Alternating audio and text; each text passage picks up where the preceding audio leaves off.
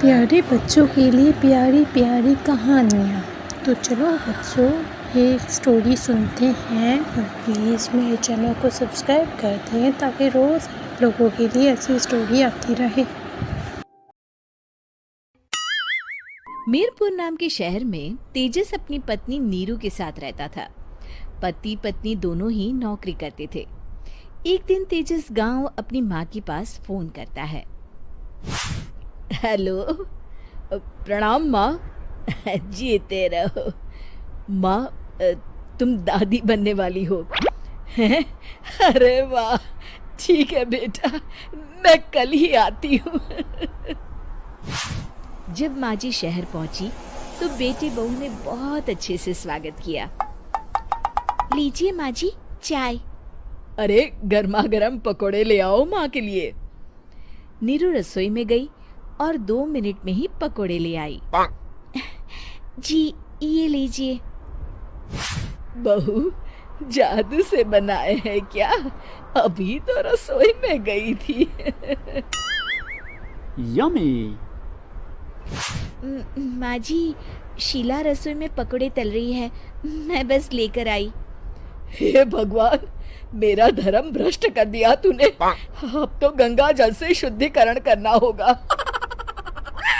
दूसरे दिन, माँ जी मैंने नाश्ता बना दिया है, ऑफिस जा रही हूँ।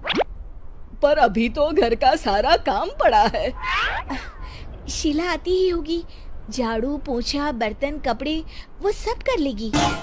हमारे जमाने में घर का सारा काम हम ही करते थे। जी माँ जी, आप बहुत होशियार हैं, मैं घर ऑफिस दोनों नहीं संभाल पाती। तो जरूरत क्या है घर से बाहर जाकर चाकरी करने की? वैसे भी घर का काम खुद करने से घर में बरकत आती है, समझी? पर माँ जी। पर वर कुछ नहीं, इस महीने की पगार मिले फिर ऑफिस बंद है। हाँ। रात को नीरू तेजस से कहती है, सुनिए जी, माँ जी बोल रही थी कि मैं नौकरी छोड़ दूं। वैसे ठीक ही तो है, अभी तुम्हें आराम की जरूरत है। फिर भी आराम कहाँ, शीला को छुड़ाने के लिए बोल रही थी। तो अब 24 घंटे में इतना काम तो कर ही सकती हो। पर जॉब पसंद है मुझे, घर पर मन नहीं लगेगा।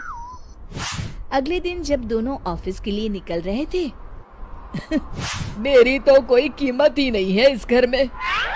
माँ जी, आजकल महंगाई बहुत है, रहन सहन भी बदल गया है, दोनों नौकरी करते हैं तभी ठीक रहता है।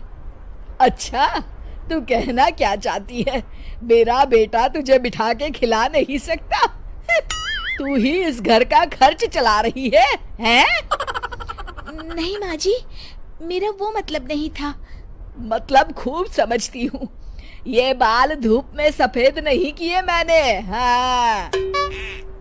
अब तो ये रोज का काम हो गया था। तेजस भी रोज की झिकझिक से परेशान हो गया था। एक दिन उसने कहा, नीरू, वैसे भी तुम्हें मैटरनिटी लीव मिलने वाली है, तो अभी से ही छुट्टी ले लो। पर क्या, मेरी सैलरी अच्छी खासी है। आखिर नीरू ने रिजाइन कर दिया। जब बच्चा हुआ तो घर में सब बहुत खुश हुए। कुछ दिनों बाद तेजस फाइल देख रहा था।